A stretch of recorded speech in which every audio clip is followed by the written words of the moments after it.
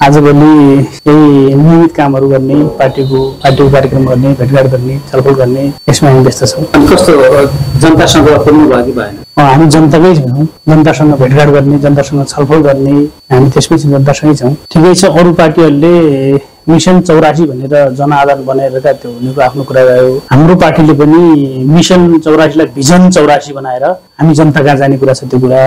अहिले हामी जनतासँग प्रत्यक्ष जोडिएर काम गरिरहेका छौँ, जुन के त भन्दा चाहिँ हाम्रो पार्टीले देशैभरि देशमा भएको चाहिँ भ्रष्टाचारको विरुद्धमा काम गरिरहेछ, कमिसन खोरको विरुद्धमा काम गरिरहेछ, दलालीको विरुद्धमा काम गरिरहेछ। जनतालाई जहाँ सङ्कट पर्छ हाम्रो पार्टी त्यही पुगिरहेको छ। जस्तै हिजो अस्ति मात्रै हामी चाहिँ कालीकोट पुग्यौँ। हामी आफै कालीकोटको तपाईँको चाहिँ शुभ कालिकाको हाउडी भन्ने ठाउँमा गएर त्यहाँ चाहिँ आगलागी भएको घर परिवारसँग भेटघाट गऱ्यौँ, छलफल गरेका छौँ। त्यसपछि गएर जुबिथाका युवाहरूसँग भेटघाट गऱ्यौँ। हामी चाहिँ त्यहाँ चाहिँ भेटघाट गरेर सरसफाइ कार्यक्रम गरेका छौँ। त्यस्तै तपाईँको चाहिँ स्कुलमा विद्यार्थीहरूलाई जहाँ चाहिँ दलित विद्यार्थी, आमा बाबु नभएका विद्यार्थी, उत्पीडनमा परेका बच्चा बच्चीहरूको लागि हामी चाहिँ 120 बच्चालाई चाहिँ हामी चाहिँ कपीहरू वितरण गऱ्यौँ, डटपेनहरू वितरण गऱ्यौँ। त्यसपछि गएर झोलाहरू वितरण गर्ने कार्यक्रम गरेका छौँ। हामीले आफ्नै पार्टीको गार्मेन्टबाट हामी आफ्नो पार्टीको गार्मेन्टबाट सञ्चालन गरेका गार्मेन्टबाट ल्याएर हामी यसरी वितरण गरेका छौँ। जो त्यो हाउडीमा सञ्चालन दिएको चाहिँ त्यो कपडा लत्ता कपडा छ, हाम्रो आफ्नै गार्मेन्टबाट हामी सञ्चालन ल्याएर चाहिँ दिएका हौँ, त्यो ढङ्गले दिएका छौँ। जो जनतासँग हामी चाहिँ हाम्रो पार्टी जोडिएको छ, जहाँ जनतालाई दुःख पर्छ, जहाँ जनतालाई अप्ठ्यारो पर्छ त्यहाँ चाहिँ नेकपा हामी जोडिएका छौँ र भेटघाट गरिरहेका छौँ। त्यसरी गरेर अब यो मिसन भने जसरी अरू पार्टीले गरेका छन् त्योभन्दा भिन्न ढङ्गले हामी चाहिँ जनताका चाहिँ जोडिएर हामी अगाडि बढिरहेका छौँ। राजनीतिसँग कृषि एक र अर्काप्रतिको पूरक नै हो जस्तो लाग्छ, मलाई लाग्छ यो कुरा। जब चाहिँ पोलिटिकल गर्दाखेरि, राजनीति गर्दाखेरि अनिवार्य रूपमा कृषिमा जोडिनु जरुरी छ। हामीसँग झन्डै झन्डै पूर्व मेचीदेखि पश्चिम महाकालीसम्म हेर्दा 8 करोड जनतालाई खाना लाउन सक्ने हामीसँग जमिन छ। हामीसँग 2.5 करोड पनि जनता छैन, हामीसँग छैनन्। तर कस्तो छ भने हामी बाहिर विदेशी चामल ल्याएछौँ, आयात भएका छन्। त्यसमा हामी एकचोटि गरेर आत्मनिर्भर बन्नुपर्छ जस्तो लाग्छ कि देश चाहिँ अहिले किन डुब्यो, त्यसरी डुब्यो भन्नुहुन्छ। जब चाहिँ देश आत्मनिर्भर भएन तब चाहिँ हामीले सङ्कट आएको छ। त्यसको लागि त देशैभरिका युवाहरूलाई उठाएर हामी चाहिँ आत्मनिर्भर बन्ने, उत्पादनमुखी कार्यक्रमको सञ्चालन गर्ने, हामी देशलाई आत्मनिर्भर, जस्तै हामीसँग जल छ, हामीसँग जङ्गल छ, हामीसँग जमिन छ, हामीसँग जनस्रोत छ। तर आज खालि चाहिँ तपाईँको चाहिँ नेपाल एउटा स्वर्ग जस्तो देश। हामी के अरे विदेशको गल्ली गल्लीमा गएका छन् युवाहरू, आज चाहिँ त्यहाँ चाहिँ विदेशको गल्ली गल्लीमा गएर तपाईँको चाहिँ एउटा टोयलेट सफा गर्न तयार छन्।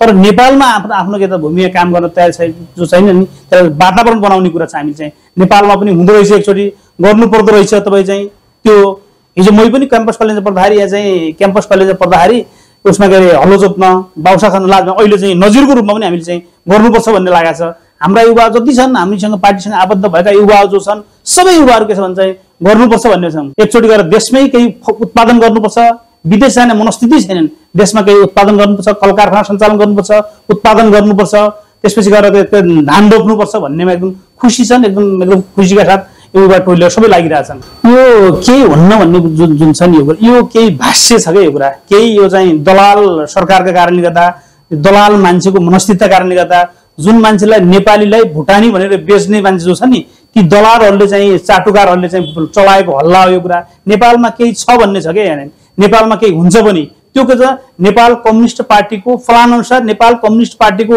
भिजन अनुसार गयो भने हुन्छ यो कुरा, नहुने कुरै छैन। किनभने मैले अघि पनि भने तपाईँलाई नदोहोऱ्याउँ, 200-250 युवा त हामी चाहिँ अहिले पनि रोजगारतिर बसाइरहेका छन्। हाम्रो पार्टीका छन्, कपिल वस्तुमा छन्, तपाईँको चाहिँ चितवनमा छन्, तपाईँको चाहिँ काठमाडौँ काभ्रेमा छन्, तपाईँको चाहिँ कैलालीमा छन्, तपाईँको चाहिँ बर्दियामा छन्। युवाहरू काम गरिरहेछन्, त उत्पादन गरेर बसेका छन्। तपाईँको चाहिँ त्यही हाम्रो जुम्लामा हाम्रो स्याउ खेती गरेका छौँ, जुम्ला र कालीकोटमा स्याउ खेती गरेका छौँ।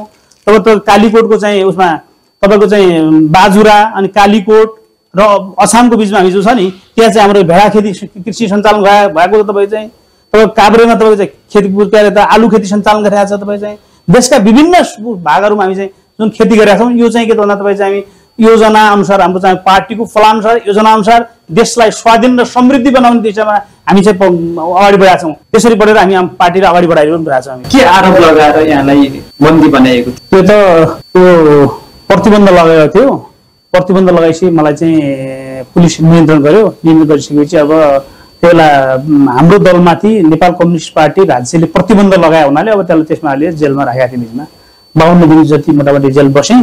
त्यसपछि गएर यसले चाहिँ 2-3 वटा मुद्दा, एउटा चाहिँ बम विस्फोटको मुद्दा लाए, आफ्नै भित्रका चाहिँ हात हतियार राखेर चाहिँ बम विस्फोटको मुद्दा लाए, अर्को चाहिँ तपाईँको चाहिँ मानहानि केस लगाए, अर्को तपाईँको चाहिँ के अरे अर्को केस लाए, 3-4 वटा केस लगाएर मोटामोटी 52 दिनसम्म लाए। त्यो चाहिँ प्रतिबन्धको कुराले गरेर राखेको हुँदैन। त्यो तपाईँले के बम पट्काएकै हो, हात हतियार बोकेकै हो त?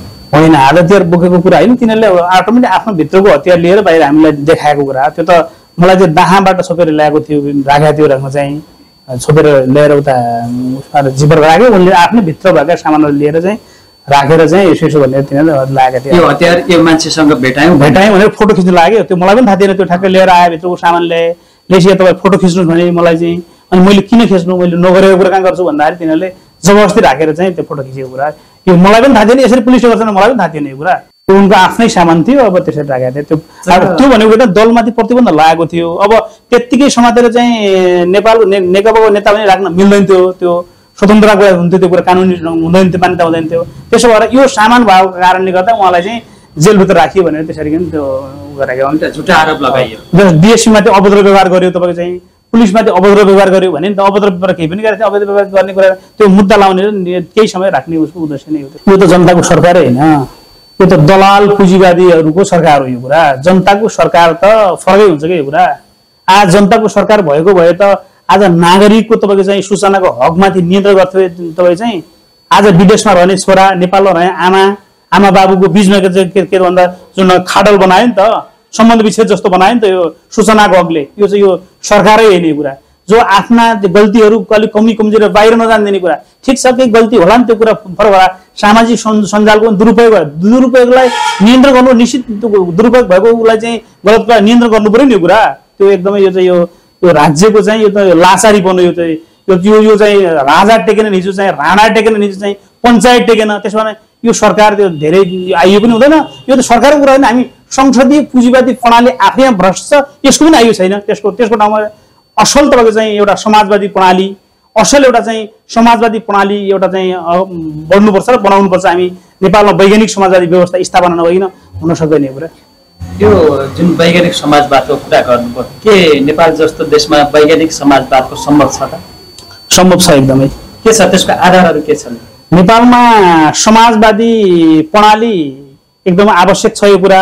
पुँजीवादी प्रणाली भने आफैमा परनिर्भर व्यवस्था हो, के अरे समाजवादी प्रणाली भनेको आफैमा आत्मनिर्भर व्यवस्था। यही तपाईँले मैले भने अघि पनि मैले दोहोऱ्याएँ, नेपालमा आमा अर्थतन्त्र भनेको कृषि नै हो। त्यो चाहिँ हामीले भने त 8 करोड जनतालाई खाना लाउन पुग्छ। हिमाल पहाड तराई पूर्व मेची पश्चिम महाकालीदेखि तपाईँ खेत खनेर हामी अगाडि बढ्ने हो भने जहाँ जे हुन्छ सुइटेबल ढङ्ग चाहिँ एकदमले यो उत्पादनका वस्तु उत्पादन गरेर हामी अगाडि बढ्ने भने त नेपाल आत्मनिर्भर हुन्छ नि। तपाईँको चाहिँ समाजवादी प्रणाली आउँछ नहुने कुरै भन्ने कुरा। त्यसो भए अहिले के त भन्दा तपाईँ चाहिँ सब मान्छेलाई युवाहरूलाई अलिकति उसमा हातमा रगत भएका तातो रगत भएका युवालाई सबैलाई विदेश लखेडिदिने, नेपाली किन विदेशी भुटानी हुन् भन्दा पैसाको भरमा तपाईँ बेचेर विदेश पठाइदिने। अनि नेपालमा बुढा र पाखा तपाईँको चाहिँ अबका केही वर्षपछि तपाईँको त अबका 10 वर्षपछि के देख्नुहुन्छ भने बुढाबुढी र तपाईँको चाहिँ एकदम बुढाबुढी केटाकेटीको देश हुन्छ। तपाईँले बुझ्नु भएन यो कुरा। बुढाबुढी र केटाकेटीको देशमा के गर्न सक्छ, के पनि गर्न सक्दैन।